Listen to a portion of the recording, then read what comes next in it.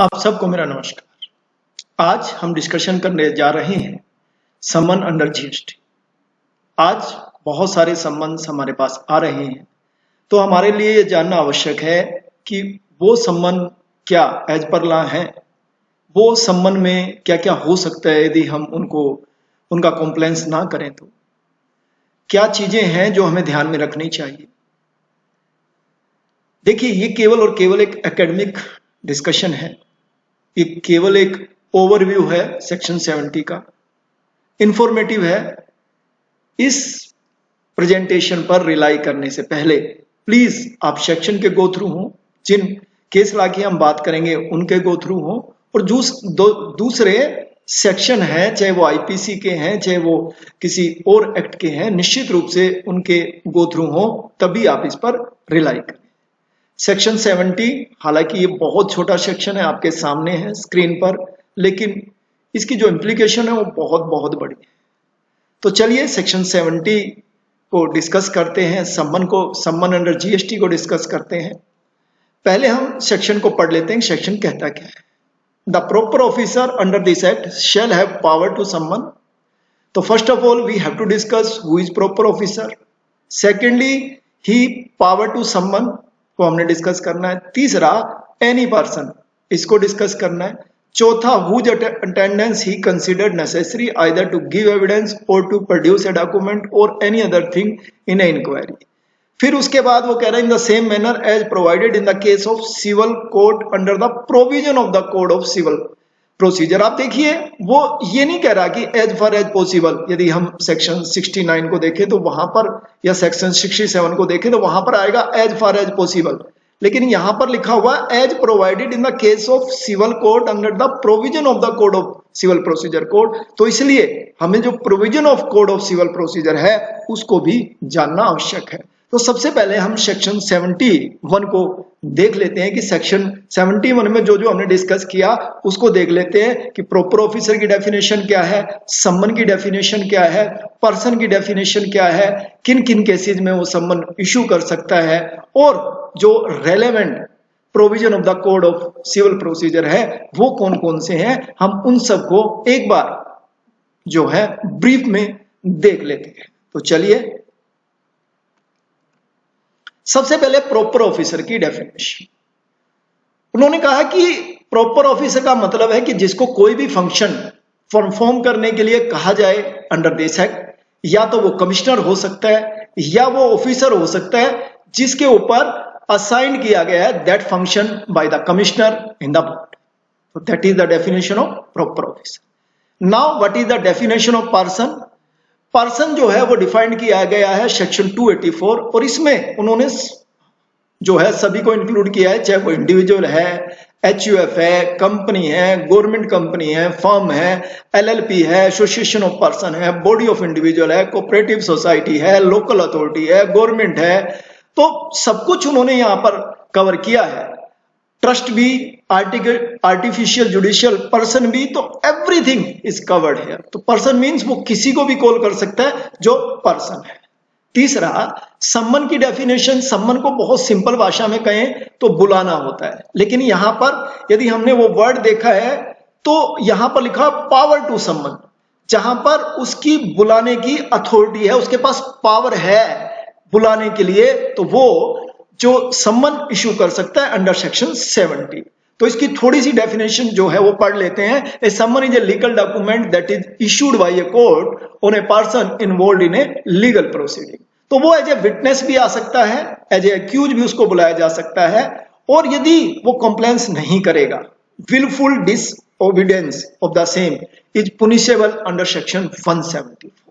तो निश्चित रूप से उसके लिए जो है वो सजा का प्रावधान भी रखा गया है आईपीसी के सेक्शन 174 के तहत। उसका भी हम डिस्कशन करेंगे, लेकिन बाद में। आगे बढ़ते हैं। When a person to be called, अब कब बुलाया जा सकता है, तो यहां पर उन्होंने 3 सर्कमस्टांसेस दी, either to give evidence, to produce a document और any other thing in inquiry. तो वो किसी भी इंक्वायरी, जब क्वायरी चल रही है तो उस इंक्वायरी में किसी को भी बुलाया जा सकता है कि as a witness, as a accuse भी, और उसकी स्टेटमेंट रिकॉर्ड करने के लिए भी उसको बुलाया जा सकता है, लेकिन वहां पर इंक्वायरी होनी चाहिए। लेकिन आजकल सम्मन्स में है क्या, ब्लैंकेट सम्मन्स होते हैं, उसमें ये नहीं पता होता कि सम्मन जो है वो किस लिए भेजा जा रहा है, क्या पर्पज है सम्मन का। तो यहां पर पर्पज बड़ा क्लियर किया है लेजिस्लेशन ने। उन्होंने कहा कि या तो वो एविडेंस के लिए आएगा, या उसको से कोई डॉक्यूमेंट मांगा जा सकता है, या एनी अदर थिंग का मतलब यहां पे ब्लैंकेट नहीं है कि कुछ भी आप मांग सकते हैं, जी नहीं।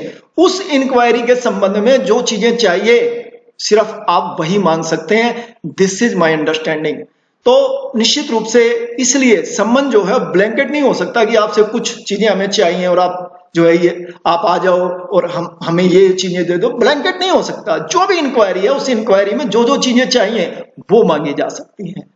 यदि किसी भी इंक्वायरी में मुझे विटनेस बुलाया जाता है और मैं ये बात एफिडेविट पे कह दूं कि मेरा कोई संबंध नहीं है इस इंक्वायरी से, पर इस पर्सन से भी कोई संबंध नहीं है, तो मेरे से वो फर्दर क्वेश्चन नहीं कर सकता। हाँ, तब कर सकता है जब वो मेरे को दिखाए कि हाँ ये एविडेंस है मेरे पास जो आपके खिलाफ है, और अब आप बताइए, या आप एविडेंस दीजिए, या आप डॉक्यूमेंट दीजिए। तो उस इंक्वायरी को परस्यू करने के लिए वो कोई भी एविडेंस जो आपके पास है वो मांग सकता है, कोई डॉक्यूमेंट है वो मांग सकता है, या आपकी स्टेटमेंट जो है वो ले सकता है, ताकि उसको उस स्टेटमेंट को बाद में रिलाई करा जा सके।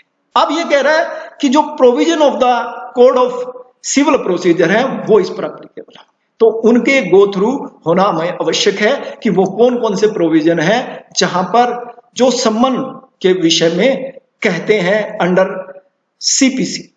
चलिए देखते हैं।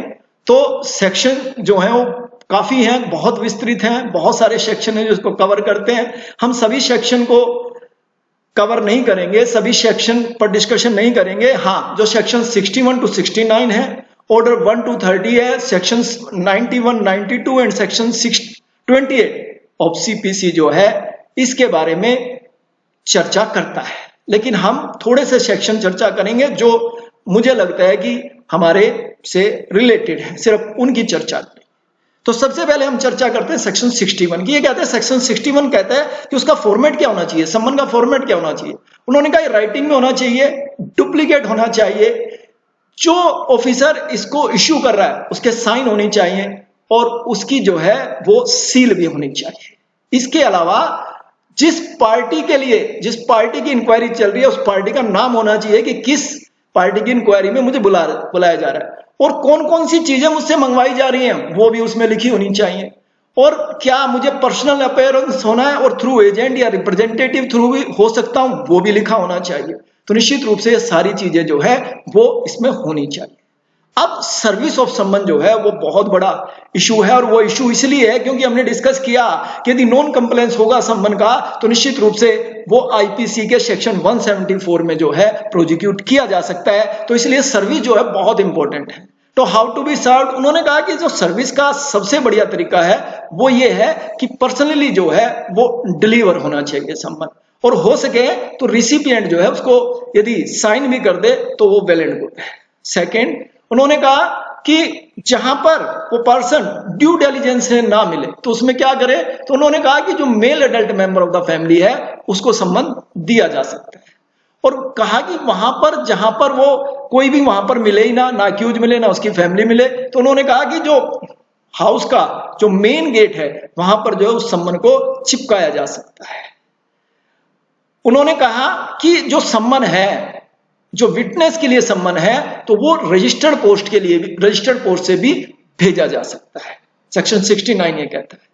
सेक्शन 28 जो है वो कहता है कि यदि जो डिफेंडेंट है, जो विटनेस है या जो अक्यूज है वो दूसरे स्टेट में रहता है, तो उन्होंने कहा यदि वो जो स्टेट जहां से वो इश्यू हो रहा है यदि उसकी लैंग्वेज हिंदी के अलावा है तो उसको उस सम्मन को हिंदी में ट्रांसलेट करके या फिर इंग्लिश में ट्रांसलेट करके भेजना होगा। फॉर एग्जांपल कोई गुजरात से सम्मन इश्यू होता है और वहां की लैंग्वेज जो है गुजराती है और वो आ रहा है हरियाणा में अंदर किसी के पास, तो उसको जो है वो हिंदी में ट्रांसलेट करके या इंग्लिश में ट्रांसलेट करके जो है वो भेजना होगा।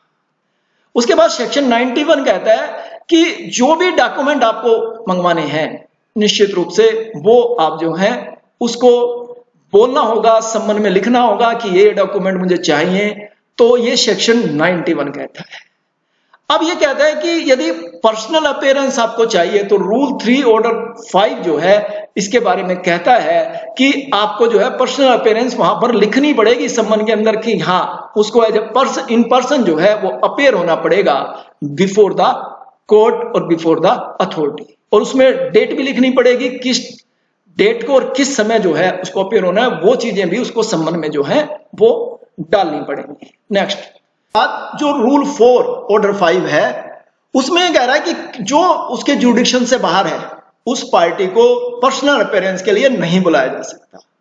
हाँ बुलाया जा सकता है यदि वो with in local limit of the court ordinary जुडिक्शन है, और यदि 50 माइल से कम डिस्टेंस है या फिर जहां पर कन्वेंस अवेलेबल है उस केस में 250 माइल्स से कम डिस्टेंस है तो उसको जो है वो बुलाया जा सकता है। लेकिन उससे ज्यादा डिस्टेंस है 250 माइल्स का मतलब हुआ लगभग 375 किलोमीटर, तो 375 किलोमीटर से ज्यादा कोई डिस्टेंस है तो उसमें पर्सनल अपीयरेंस के लिए इंसिस्ट नहीं करा जा सकता विटनेस को या एक्यूज को। आप ये रूल बहुत इंपॉर्टेंट है, प्लीज इसके गो थ्रू हो इस पर रिलाई करने से पहले। नेक्स्ट, अब कुछ वैसे हमारे थोड़ा ज्यादा रेलेवेंसी नहीं है लेकिन फिर भी थोड़ा सा डिस्कशन कर लेते हैं कि ईमेल के थ्रू भी सम्मन भेजे जा सकते हैं, कोर्ट ऐसा कहे तो। कुछ केस में कोर्ट ने कहा है व्हाट्सएप के थ्रू भी सम्मन भेजे जा सकते हैं यदि कोर्ट कहे तो, कोर्ट ने कुछ केसेज में ऐसा कहा है। पब्लिकेशन के थ्रू भी जो है न्यूज़पेपर में पब्लिकेशन के थ्रू भी सम्मन की सर्विस कराई जा सकती है यदि कोर्ट कहे तो, और वो जिस न्यूज़पेपर के नाम बताएंगे सिर्फ उसी में पब्लिकेशन करवाना होगा तभी जो है वो सर्विस मानी जाएगी। लेकिन ये जो है वो लास्ट रिसोर्ट है, सबसे पहले जो रिसोर्ट है वो निश्चित रूप से ऊपर वाला है और वो है पर्सनली या फिर रजिस्टर्ड पोस्ट। अब यदि कोई भी सम्मन रजिस्टर्ड पोस्ट से भेजा जाता है और उस पे जो जिसको भेजा जा रहा है उसका नाम ठीक है, उसका एड्रेस ठीक है, और बाद में वो गुम हो गया या मिल नहीं रहा या वापस नहीं आया ऑफिसर के पास, तो निश्चित रूप से उसको प्रज्यूम मान लिया जाएगा कि दैट इज सर्विस ऑफ सम्मन। लेकिन ये जो प्रजम्पशन है ये हमेशा रिबटेबल है, तो इसको रिबट जो है वो किया जा सकता है। अब हम आते हैं कि जितने भी सम्मन इशू करें उन पर डिन होना आवश्यक है, डॉक्यूमेंट आइडेंटिफिकेशन नंबर। और यदि उन पर डिन नहीं है, डिन भी हाथ से लिखा हुआ डिन नहीं, वो साइट से उनको डिन जनरेट करना होगा और वो सम्मन पर डालना होगा। यदि उन पर वो डिन नहीं है तो उसको डस्टबिन के डब्बे में डाल दो उस सम्मन को।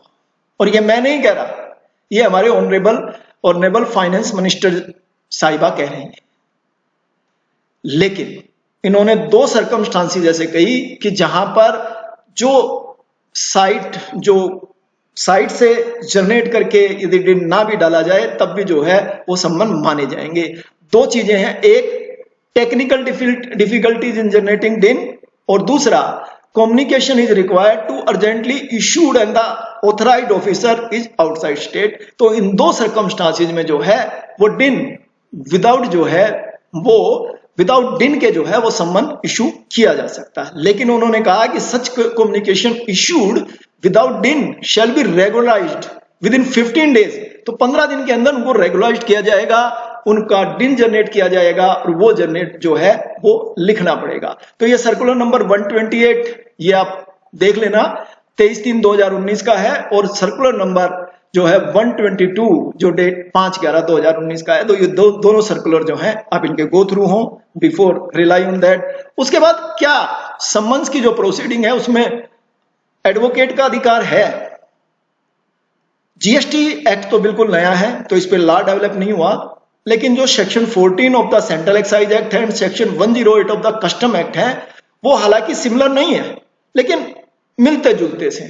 तो उसमें सुप्रीम कोर्ट ने क्या कहा वो मैं आपके सामने रखता हूं। उन्होंने कहा कि section 14 of the central excise act और under section 108 of the custom act is not an accused nor can he plead that there is a possibility of being made an accused in future, hence he has no right to ask for his advocate presence during the inquiry। तो उन्होंने मना कर दिया कि advocate की presence जो है उसके लिए वो आस्क नहीं कर सकता जो उसमें विटनेस है या जो भी एक्यूज है।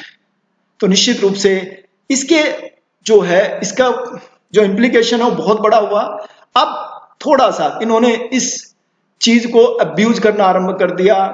जो जिसको बुलाते हैं ये अधिकारी, उसके ऊपर अननेसेसरी प्रेशर डालते हैं, टैक्स जमा करवाने के लिए उसको हरास करते हैं। तो निश्चित रूप से ये थोड़ा सा मुझे लगता है कि इसको रिव्यू करने की आवश्यकता है। एक केस में और हाईकोर्ट ने कहा है, कर्नाटका हाईकोर्ट ने, दैट प्रोटेक्शन अंडर आर्टिकल 20 सब close 3 of the Constitution of India not available to investigation under section 14 of the Central Excise and Salt Act 1940 as summoned person is neither an accused nor the officer taking the statement as a police officer। तो उन्होंने कहा कि वहां पर भी advocate का कोई अधिकार नहीं है। लेकिन कुछ मेरे साथियों ने कहा कि ऐसी जजमेंट आई है जिसमें जो है एडवोकेट को अलाउ तो किया गया है, लेकिन वो इन्वेस्टिगेशन में पार्टिसिपेट नहीं कर सकता।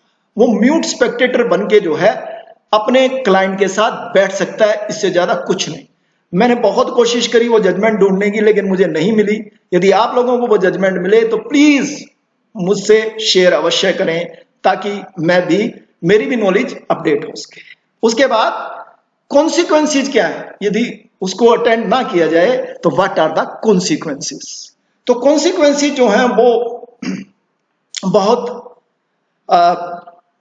बहुत हराशिंग है कि यदि आप पब्लिक ऑफिसर के सामने आपने अपियर होना है इन रिस्पॉन्स टू ए सम्मन, और अपियर आप नहीं हो रहे, तो वहां पर जो सजा है वो 1 महीने तक की हो सकती है और 500 रुपए तक का जुर्माना हो सकता है। यदि वो कोर्ट ऑफ जस्टिस है, कोर्ट ऑफ जस्टिस के सामने आपने अपेयर होना है और वहां पर आप अपेयर नहीं हो रहे, तो जो इंप्रिजनमेंट है वो 6 महीने तक की हो सकती है और फाइन जो है वो 1000 रुपए तक का हो सकता है। तो these are the consequences. Second, section 125 of the CGST। अब हम आते हैं इसके दूसरे पार्ट पर। दूसरा पार्ट हम देख लेते हैं। दूसरा पार्ट ये कह रहे हैं कि every such inquiry referred to in sub section 1 shall be deemed to be a judicial proceeding within the meaning of section 193 and section 228 of the Indian Penal Code। तो ये जुडिशियल प्रोसीडिंग मानी जाएगी। अब ये कह रहे थे कि ये जुडिशियल प्रोसीडिंग नहीं है, अभी यहां पर इन्होंने कहा कि जुडिशियल प्रोसीडिंग है। तो निश्चित रूप से मुझे लग रहा है थोड़ी सी कॉन्ट्राडिक्शन है, लेकिन सेक्शन 193 क्या कहता है? सेक्शन 193 ये कहता है कि यदि आपने उस ऑफिसर के सामने कोई भी फॉल्स स्टेटमेंट दी, कोई भी फॉल्स डॉक्यूमेंट दिया, कोई फ्रूडुलेंट डॉक्यूमेंट दिया, कोई फ्रूडुलेंट एविडेंस दिया, तो निश्चित रूप से जो सजा है वो 7 साल तक की हो सकता है। तो please be careful about that कि सेक्शन 193 में वो कह रहे हैं कि 7 साल तक की सजा हो सकती है यदि कोई फ्रूडुलेंट आपने एविडेंस दिया, स्टेटमेंट दी या कोई और डॉक्यूमेंट दिया, तो निश्चित रूप से 7 साल तक की सजा हो सकती है। और यदि किसी दूसरे केस में आपने यही डॉक्यूमेंट, इसमें तो आपने ठीक दिए, लेकिन किसी दूसरे केस में आपने झूठे दस्तावेज दे दिए, कोई झूठी स्टेटमेंट दे दी, तो निश्चित रूप से उसमें भी सजा जो है आपको 3 साल तक की हो सकती है। उसके बाद सेक्शन 228 है, जब वो सिटिंग ऑफिसर है और वो हेयरिंग कर रहा है, यदि उस समय इंटेंशनली वर्ड है, इंटेंशनली ऊपर भी इंटेंशनली वर्ड है, सेक्शन 193 में भी, सेक्शन 228 में भी इंटेंशनली वर्ड है, यदि उसके साथ बदतमीजी की जाए या जो प्रोसीडिंग वो कर रहा है उसमें रुकावट पैदा की जाए, बाधा पैदा की जाए, तो जो सजा है वो 6 महीने तक की सजा उसमें हो सकती है। लेकिन फिर भी आप इन सेक्शन के अवश्य गो थ्रू हो, सेक्शन 193 के गो थ्रू हो, सेक्शन 228 के थ्रू गो थ्रू हो और निश्चित रूप से तभी इस पर रिप्लाई करें। तो मैंने एक शॉर्ट में जो है एक डिस्कशन करने की चेष्टा की। मैं फिर कह रहा हूं ये एकेडमिक डिस्कशन है, केवल इंफॉर्मेटिव डिस्कशन है, इस पर रिलाई करने से पहले इन सेक्शन के गो थ्रू अवश्य हो। लेकिन अंत में मैं कहना चाहूंगा कि यदि हम थोड़ा सा सेक्शन को बारीकी से पढ़ेंगे तो जो आज हरासमेंट हो रही है हमारे क्लाइंट के साथ, शायद हम उसको अच्छी तरह से डिफेंड कर पाएंगे। फिर हम एक नए डिस्कशन के साथ मिलेंगे, तब तक आपको नमस्कार, बहुत बहुत धन्यवाद।